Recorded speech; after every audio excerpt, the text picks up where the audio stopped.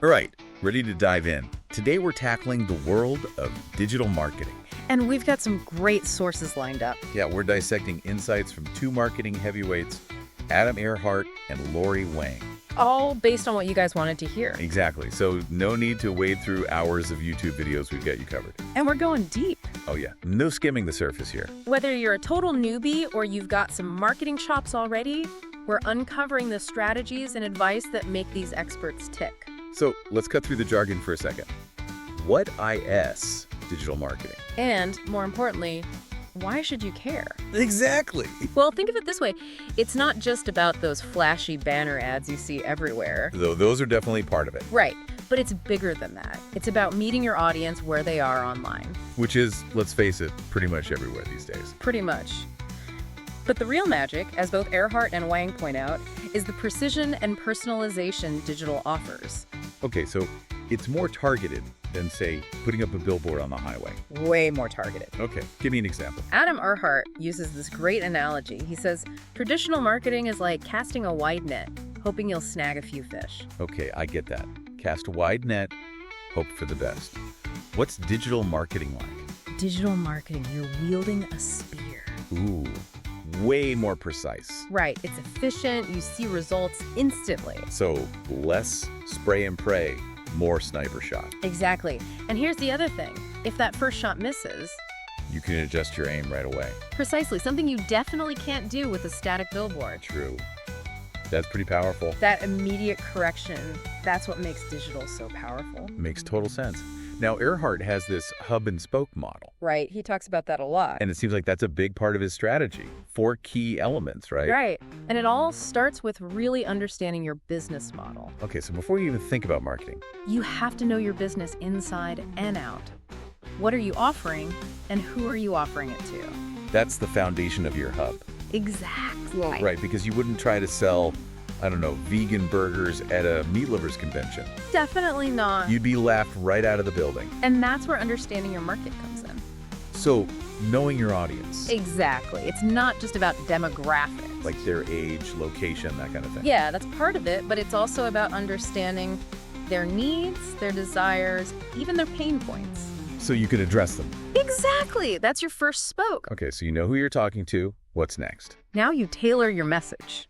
Right, because you're not going to use the same language or tone for every audience. Right. It's about speaking their language, addressing their needs, and showing them how you can solve their problems. So it's about crafting a story, a message that resonates. Exactly. And that becomes your second spoke. Okay, I'm really liking this hub and spoke idea. Yeah. So we've got our hub, our business model, we've got our first spoke, which is our market who we're talking to, and our second spoke is the message we're crafting for them. Perfect. What's a third spoke? Media. The platform where you actually deliver that message. Exactly. So is it Instagram? Is it Google? Yeah. Email? You have to figure out where your audience is hanging out. And choose the right media for that audience. Exactly. That's your third spoke. Now, Lori Wang, she gets into some really practical stuff. Oh, okay, love the practical stuff. She talks about different online channels you can use. Makes sense. Where should people be focusing their energy? Well, she starts by talking about your website. Of course, everyone's got a website these days. Right, but she says it's not enough to just have one. She calls it your home on the internet. Love that. Yeah. Your home on the internet. So what makes a good website? It's got to be more than just putting up a pretty page, right? Absolutely. She uses this analogy of a beautifully designed shop, but it's hidden down a dark alley.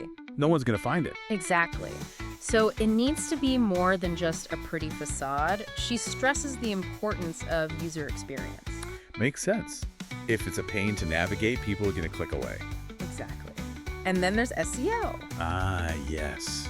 SEO. We hear that one thrown around a lot. What is it in a nutshell? Imagine you're a customer, right? And you're looking for something specific online.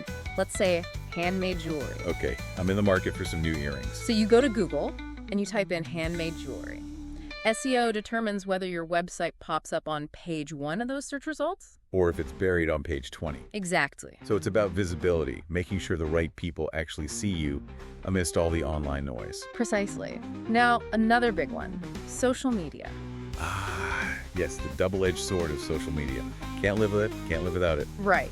But it can be a really powerful tool if you use it strategically. both Wang and Earhart caution against just posting randomly and hoping for the best. So what's the secret? I'll admit, I've definitely been guilty of a post and pray method myself. It's tempting to just shout into the void and hope someone hears you.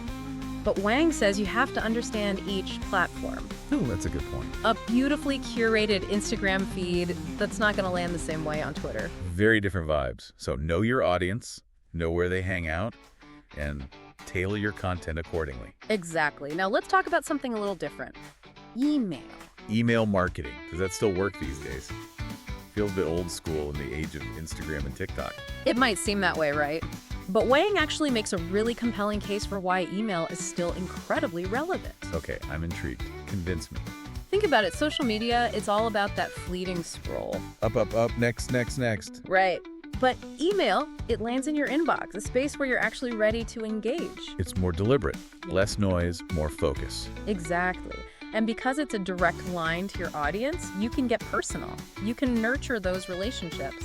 So it's not just about blasting out a generic sales pitch to a million people. No, it's about providing value. Giving them a reason to actually open your emails and stay subscribed. Exactly.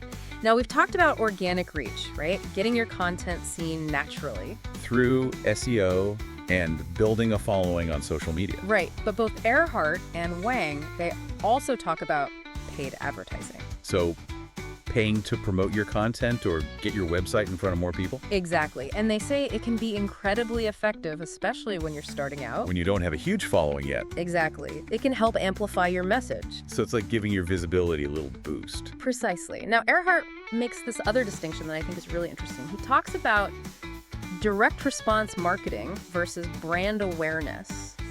Okay, I'm not familiar with that one. Break it down for me.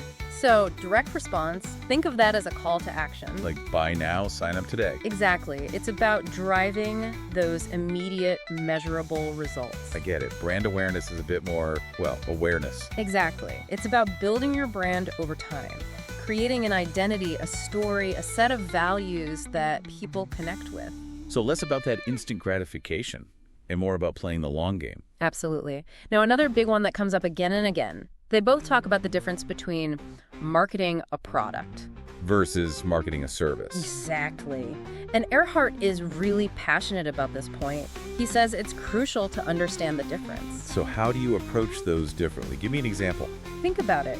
If you're selling a physical product, like those handmade earrings we talked about, You're probably going to focus on visuals, show off those beautiful designs. exactly. But if you're selling a service, let's say financial consulting, You might focus on building trust, showcasing your expertise. exactly.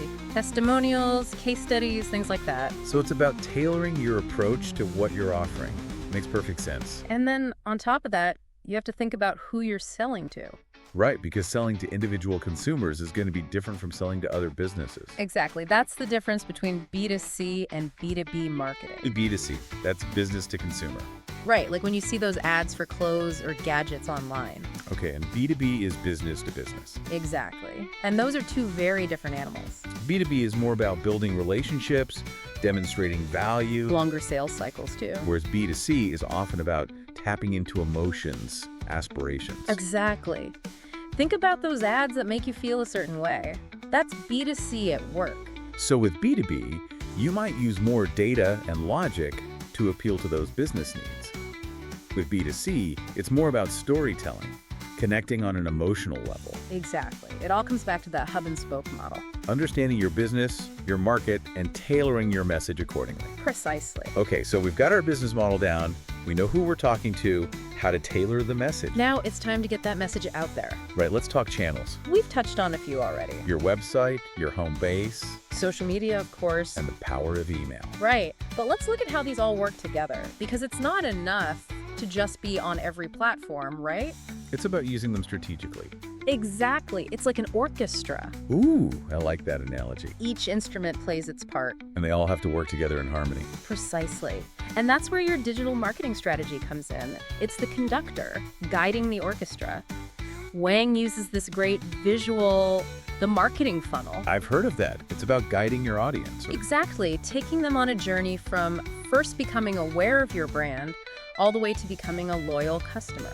It's less about that hard sell and more about building a relationship. Exactly. And each channel plays a role in that journey.